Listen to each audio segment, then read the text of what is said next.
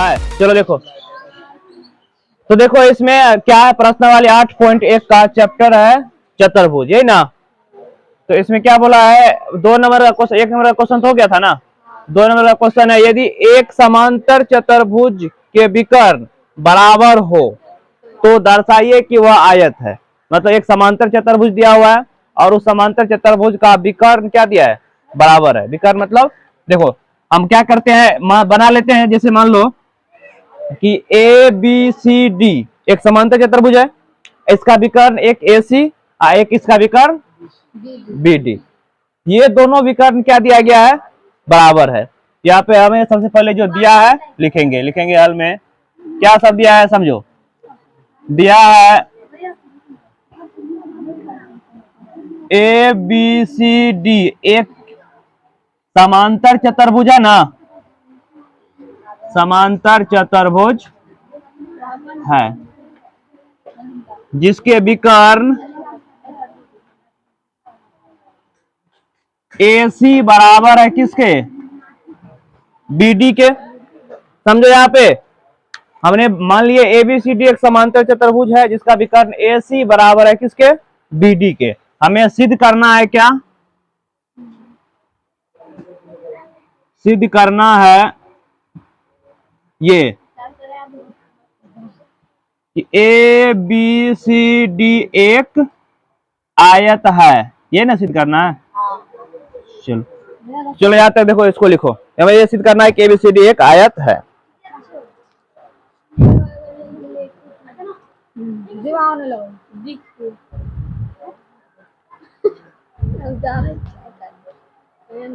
सुनो तो बताओ, देखो आयत होता है क्या, आयत में हो गया ना, ये लिखो इसको। आयत होता है क्या, जिसका कोण कितना हो, प्रत्येक कोण 90 डिग्री हो। मतलब एक कोण 90 डिग्री होगा, प्रत्येक कोण कितना होगा तब 90 डिग्री होगा, तो वही क्या हो जाएगा, तब आयत हो जाएगा। तो चलो यहां से इसको प्रूव करते हैं, लिखेंगे प्रूफ त्रिभुज ए बी सी, लिखेंगे प्रूफ।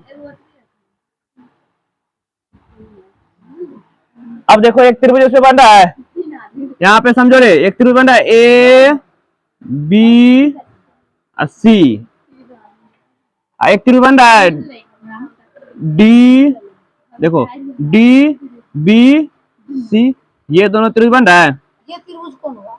हाँ, ए बी सी एक त्रिभुज बन रहा है, एक त्रिभुज डी बी सी बन रहा है। पहले क्या करेंगे, इन दोनों त्रिभुज को हम क्या कर देंगे, समरूप कर देंगे। नहीं समरूप नहीं, सर्वांगसम, 9th में सर्वांगसम होता है, सर्वांगसम करेंगे।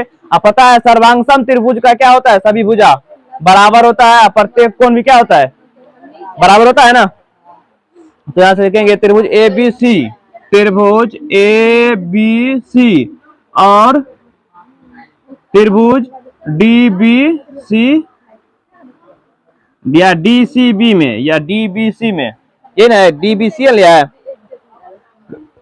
हाँ डी सी बी लिया है,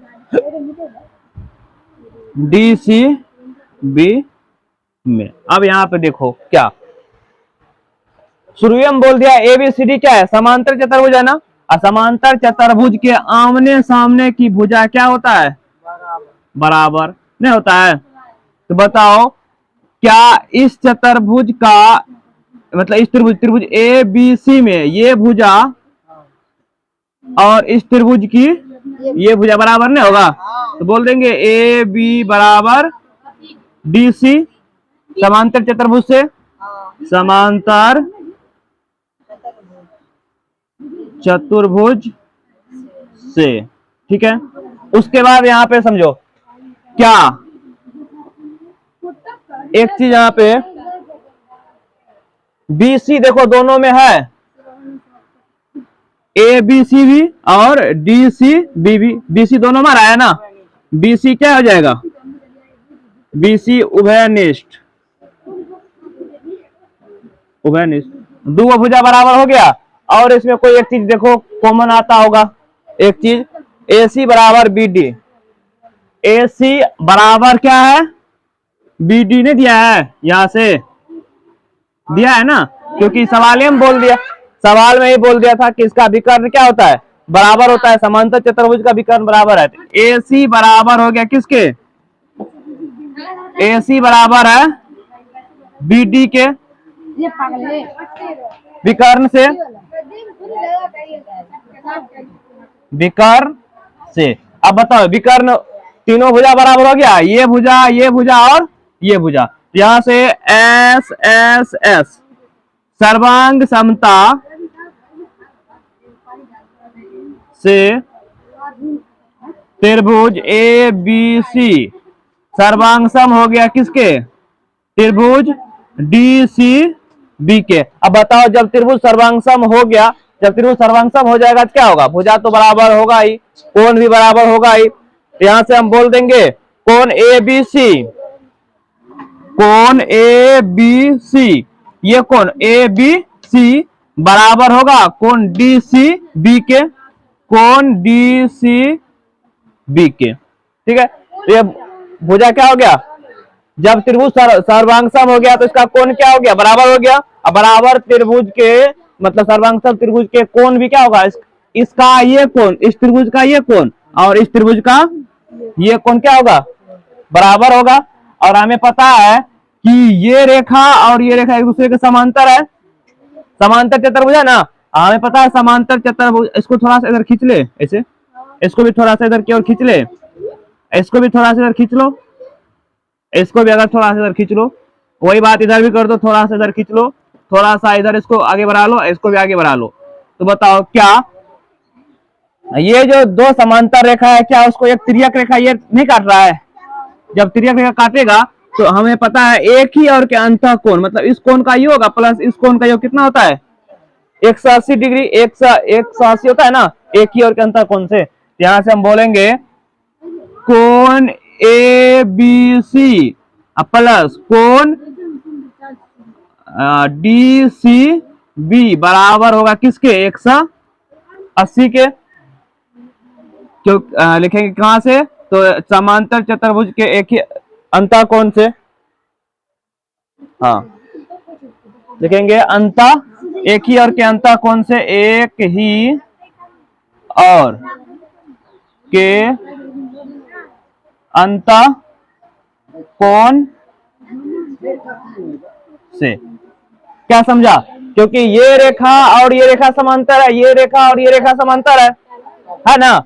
जब रेखा ये समांतर होगा तो हमें पता है ये वाला कोण और ये वाला कोण क्या होगा? इन दोनों कोणों को 180 हो जाएगा। अब पता है कोण ABC की जगह पे तुम कोण DCB ले सकते हैं ना। यहाँ पे कोण ABC जहां पे वहां पे DCB ले सकते हैं ना। तो कोण DCB प्लस ये तो है ही है पहले से DCB बराबर 180। एगो कोण DCB या एगो कोण DCB, दो कोण DCB हो जाएगा। तो यहाँ पे लिखेंगे टू कोण DCB बराबर क्या होगा? 180। दो से काट दो 90, देखो 90 डिग्री आ गया। तो कोण DCB आ गया कितना डिग्री? 90 डिग्री। इसी प्रकार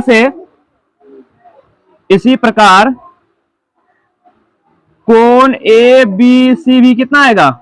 90 आएगा। उसी तरह से ये कोण भी कितना आएगा? 90 आएगा। उसी तरह से ये कोण भी कितना आएगा? 90 आएगा। देखो सब एक दूसरे क्या आएगा? 90 आ गया ना। अब पता है जिस चतुर्भुज का प्रत्येक कोण 90 होता है वह क्या होता है? आयत होता है ना। लिखेंगे इसीलिए अतः ABCD एक क्या है? आयत है। चलो लिखो, ये प्रूव्ड हो गया है।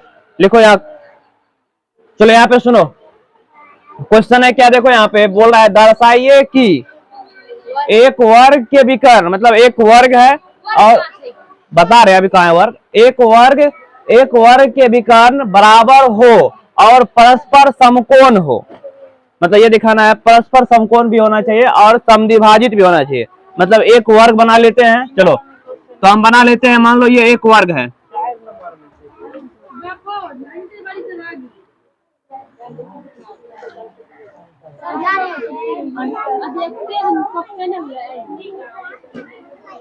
एक वर्ग बना लेते हैं।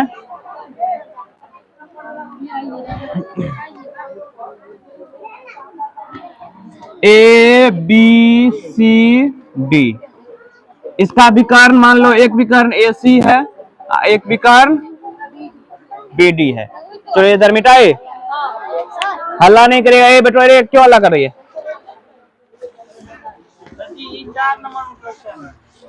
4 नंबर का है कि 3 नंबर का? 3 नंबर में क्वेश्चन क्या है तब?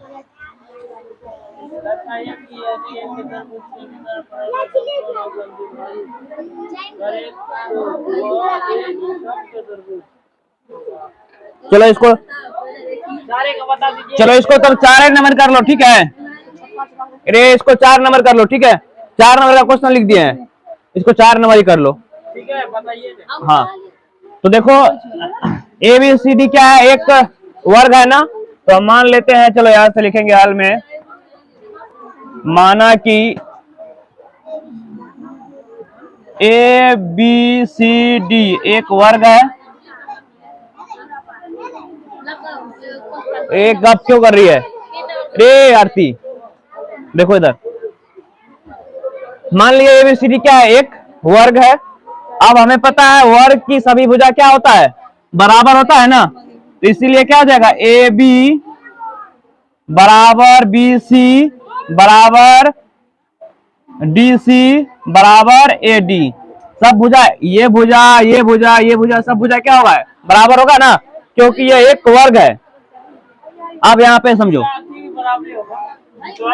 विकर्ण नहीं, विकर्ण को बराबर ये प्रूव ही करना है, विकर्ण का बराबर होगा, ये हमको प्रूव करना है। विकर्ण बराबर होना चाहिए, समद्विभाजित होना चाहिए और परस्पर लंबवत होना चाहिए, ये हमें प्रूव करना है इतनी बात को। तो हमें सिद्ध करना है, ये देखो सिद्ध करना है क्या सब,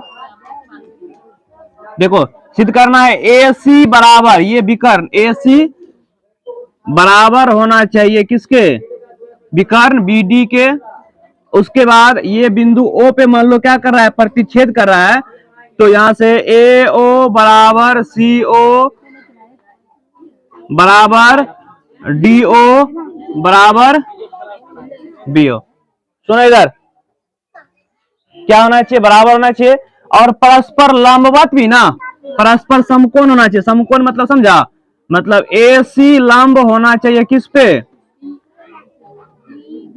AC लंब BD, यही ना, ये हमें को इतना बात इसमें सिद्ध करना है।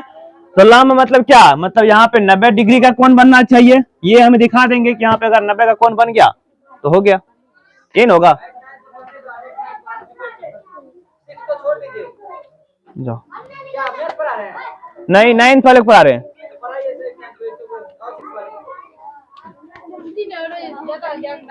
चलो यहाँ पे सुनो, अब यहाँ पे देखो AC लंब हो गया किस पे, BD पे। अब इसमें देखो चलेंगे, हमें तो क्या, सबसे पहले तो विकर्ण को बराबर करना है ना। देखो विकर्ण एक बार किस त्रिभुज में आता है, ये देखो इधर विकर्ण इसमें आता है ABD में, एक बार आता है ACD में, आ रहा है ना। चलो तो लिखेंगे यहां से प्रूफ में,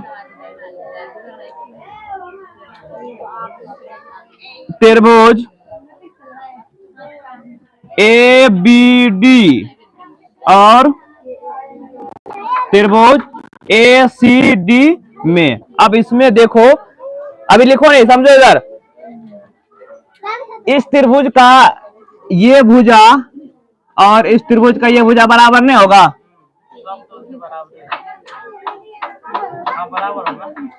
हो जाएगा ना। ये नहीं लिया है, किसमें किसमें चलाइए, त्रिभुज AB, हाँ तो यहां से AD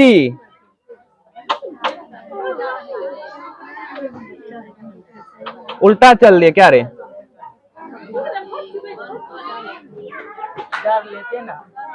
त्रिभुज DAB, हाँ DAB लिए, ठीक है। उसके बाद त्रिभुज ADC, अच्छा यहाँ पे ADC में, तो AD बराबर हो जाएगा किसके, AD बराबर है AD के, दोनों में है ना, ए डी बराबर ए डी, देखो दोनों त्रिभुज की नहीं है, ए डी इस त्रिभुज का भी है और A D C A D B दोनों त्रिभुज में ना। उसके बाद ये वाला भुजा इस त्रिभुज का कौन, ये भुजा, और इस त्रिभुज का ये भुजा, ए बी बराबर होगा किसके, ए बी बराबर डी सी के। उसके बाद और हमें पता है यहाँ पे कितना डिग्री का कोण बनता है रे, वर्ग है ना। तो यहाँ पे कोण डी ए बी, कोण डी ए बी बराबर कोण ए डी सी, ए डी सी मतलब ये कोण ए डी सी बराबर कहां से 90 डिग्री। यहाँ पे समझो, देखो इधर समझो, यहाँ पे देखो इधर इस त्रिभुज में ये वाला त्रिभुज है ना डी ए बी में या ए बी डी में चले ना, कौन त्रिभुज ए बी डी में, इस त्रिभुज का ये कोण 90 होगा। उसी तरह से ये वाला त्रिभुज जो बन रहा है ए डी सी, ये वाला त्रिभुज, इस त्रिभुज में ये कोण भी तो 90 होगा ना।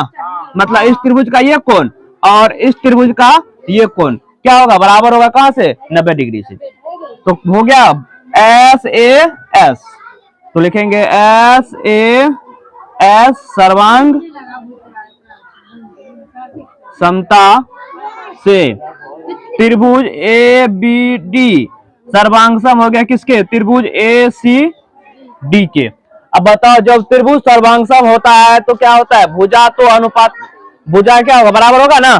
तो क्या इस त्रिभुज का ये भुजा और इस त्रिभुज का ये भुजा बराबर नहीं होगा, वही तो सिद्ध करना है। इसीलिए ए सी बराबर क्या हो जाएगा बी डी,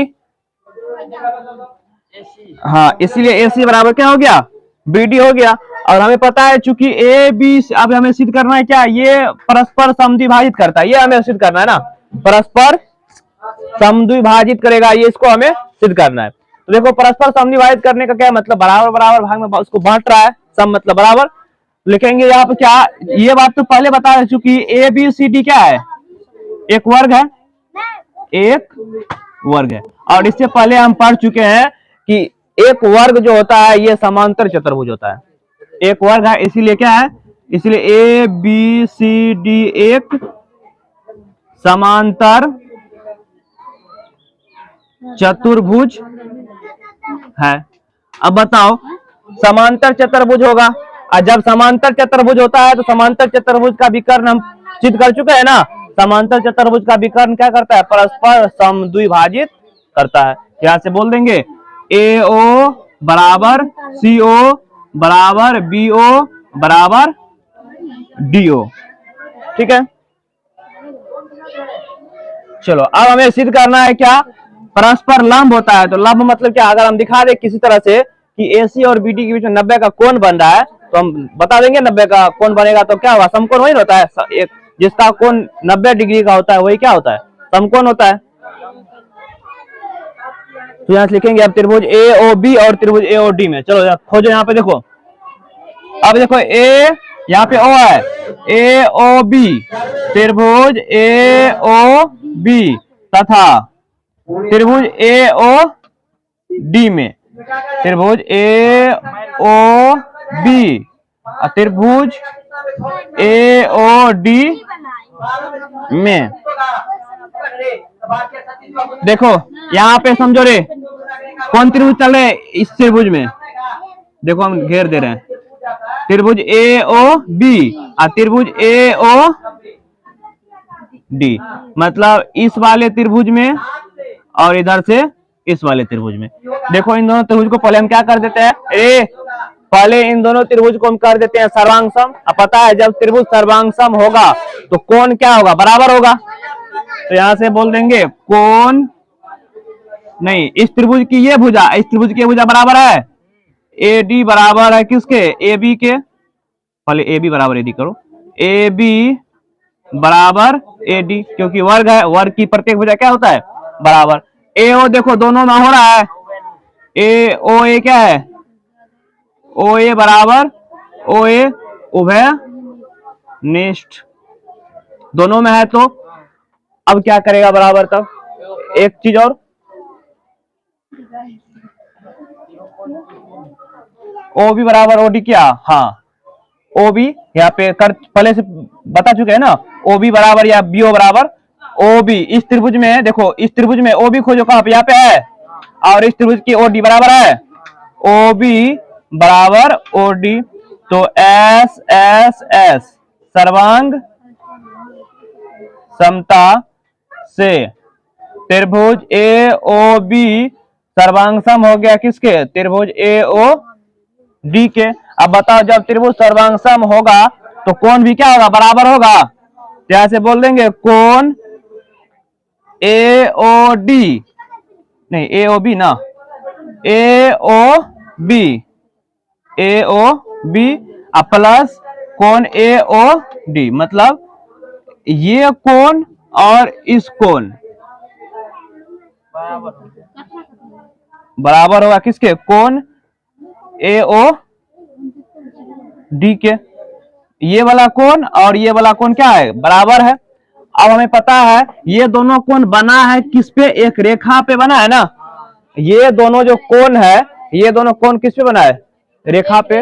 और एक रेखा पे कितना डिग्री का कोण बनता है, 180 का।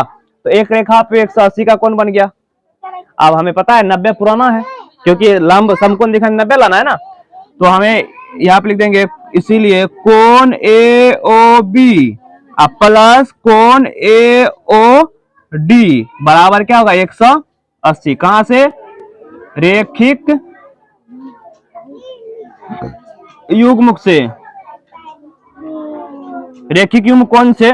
तो लेकिन ए ओ बी के बराबर ए ओ डी ले सकते हैं, तो ए ओ डी प्लस ए ओ डी बराबर 180। बताओ एगो कोण ए ओ डी, एगो कोण कितना हो जाएगा, दूगो। तो कोण दू ए ओ डी बराबर 180, काट दो, 90 दूना 180। बताओ कोण ए ओ डी कितना आ गया, 90 डिग्री आ गया। यही ना हमें लाना था। तो लिखेंगे अतः ए सी लंब है किस पे, बी डी पर। प्रूव्ड हो गया, क्योंकि हम यहाँ पे दिखा दिए, यहाँ पे 90 बन रहा है। इसका मतलब ये ना हुआ कि ए सी लंब है बी डी पर और बी डी लंब है ए सी पर। चलो यहाँ तक लिखो, तब लिखो इसको, रे ए हो गया। चलो यहाँ तक तब रहने देते हैं, 2 क्वेश्चन कर दिए। ये 4 नंबर का क्वेश्चन था।